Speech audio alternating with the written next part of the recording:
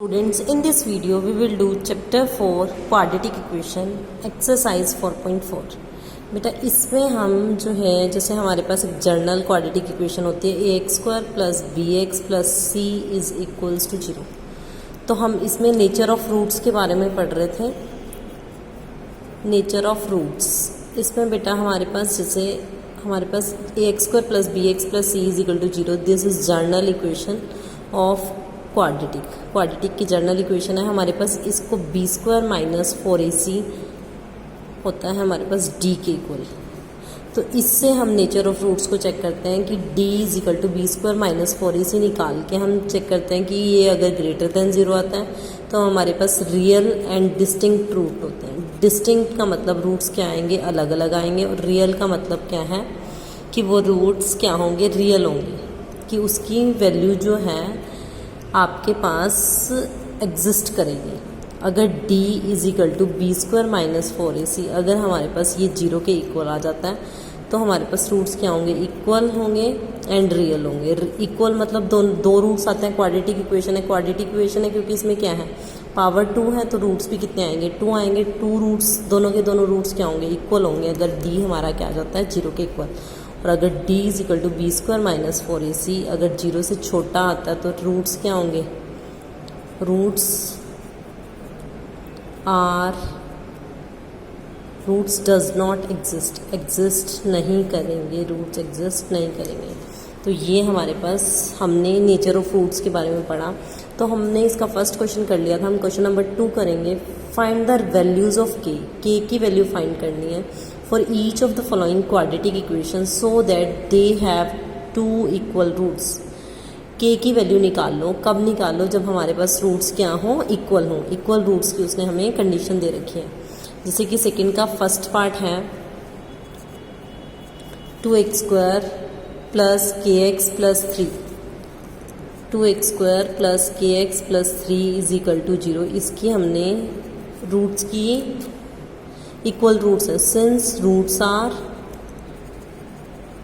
Equal, roots हमें equal दे रखे हैं, तो अब ऊपर से देखा जाए तो रूट्स अगर इक्वल होते हैं तो हमारे पास क्या होता है, d इज इक्वल टू 0।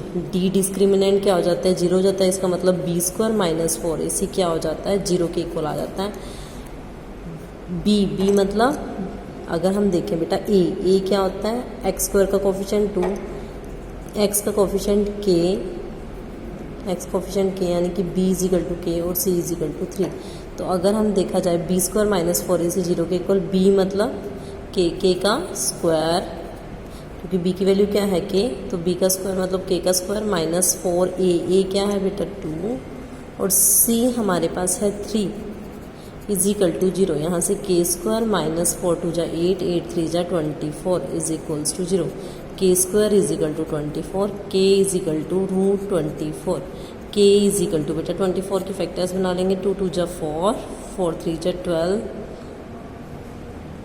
और 12 2 जा 24। तो ये बन गया हमारे पास 2 का पेयर बन गया, बाहर आ जाएगा, और 3 और 2 पेयर में नहीं है तो अंदर ही रहेंगे। तो 2 root 6 this is your answer.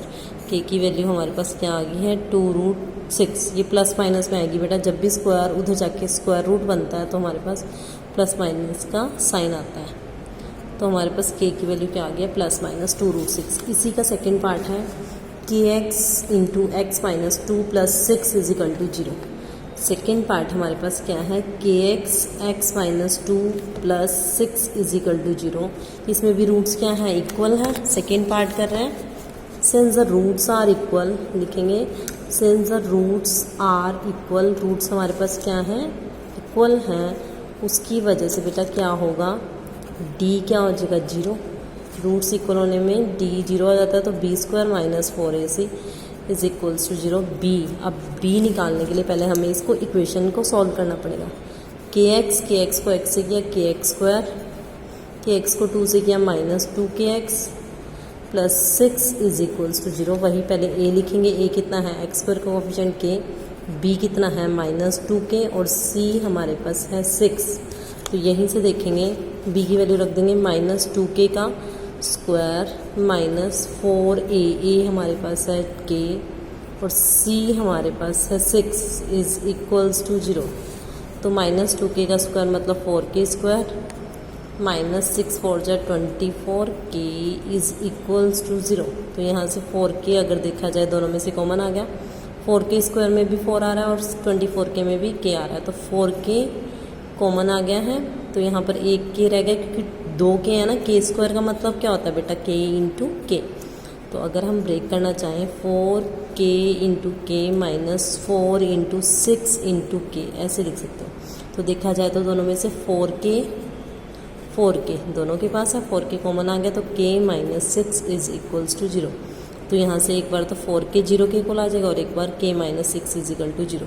तो k की वैल्यू क्या आ गई 0 और k की वैल्यू क्या आ गई 6। तो ये दो वैल्यूज़ हमारे पास k की आई हैं। तो बेटा इसमें हमने नेचर ऑफ फ्रूट्स के बारे में पढ़ा है। इसके बाद जो बेटा 3rd to 5th क्वेश्चन है, ये आपके सिलेबस में नहीं है, तो इसके साथ ही आपका चैप्टर 4 जो होता है वो कंप्लीट हो जाता है। तो आप इसको अच्छे से रिवाइज़ कर लें।